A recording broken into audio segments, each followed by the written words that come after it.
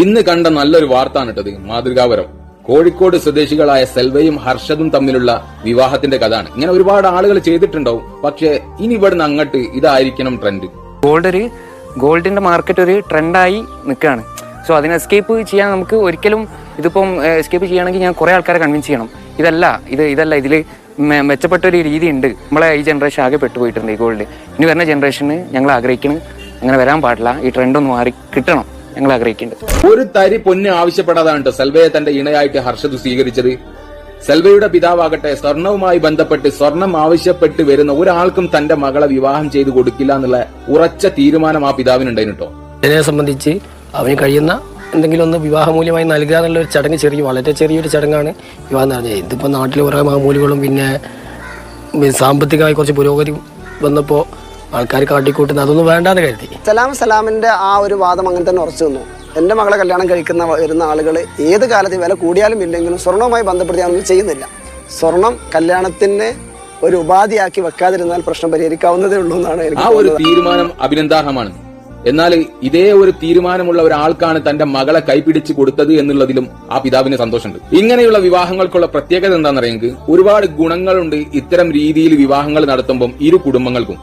വിവാഹം എന്ന് പറഞ്ഞ മഹത്തരമായ കർമ്മത്തിന് ഇരു കുടുംബങ്ങളും സാക്ഷ്യം വഹിക്കുമ്പോൾ രണ്ട് കുടുംബങ്ങൾക്കും സന്തോഷമായ രീതിയിൽ ഈ വിവാഹത്തിന്റെ സന്തോഷത്തിൽ ഏർപ്പെടാൻ കഴിയുന്നുള്ളതിലാണ് ഒരു ഗുണം. കാരണം പൊതുവെ സ്വർണവും സ്ത്രീധനവും ഒക്കെ മേടിച്ചിട്ടുള്ള ഒരു വിവാഹത്തിൽ ചെറുക്കന്റെ വീട്ടുകാരെ സംബന്ധിച്ചിടത്തോളം നല്ല സന്തോഷം ഉണ്ടാവും. സ്വർണ്ണമൊക്കെ ഇട്ടുകൊണ്ട് ഒരു പെൺകുട്ടി വീട്ടിലേക്ക് കടന്നു വരുമ്പോൾ ഓരോ സംബന്ധിച്ചിടത്തോളം നല്ലൊരു സന്തോഷമാണ്. പക്ഷെ ഇതേ ദിവസം തന്നെ തന്റെ മകളെ വീട്ടിൽ നിന്ന് ഇറക്കി വിടുന്ന സങ്കടവും പോരാത്തതിന് വിവാഹ ചെലവും മകളെ പൊന്നണിയിച്ചുകൊണ്ട് വീട്ടിൽ നിന്ന് ഇറക്കി വിടണം എന്നുള്ള ഉപ്പയുടെ സങ്കടവും പെൺവീട്ടുകാരെ സംബന്ധിച്ചിടത്തോളം പുറമോടിയിൽ ഇങ്ങനെ സന്തോഷിക്കാൻ നല്ലത് ഉള്ളില് തീയായിരിക്കും. അത് അനുഭവിച്ചവർക്കറിയാം അതിന്റെ വേദന. പക്ഷെ അത്തരം വേദനകളും പ്രയാസങ്ങളൊന്നും ഇത്തരം വിവാഹങ്ങളിൽ ഉണ്ടാവില്ല. ഇരു കൂട്ടർക്കും നല്ല സന്തോഷമായിട്ട് ആ വിവാഹത്തിൽ പങ്കെടുക്കാന്നുള്ളതാണ്. ഇവിടെ സെൽവ തന്റെ മഹറായിട്ട് ഹർഷദിനോട് കുറച്ച് സ്വർണം ആവശ്യപ്പെടുന്നു. ഹർഷദ് ആ സ്വർണം നൽകുന്നു.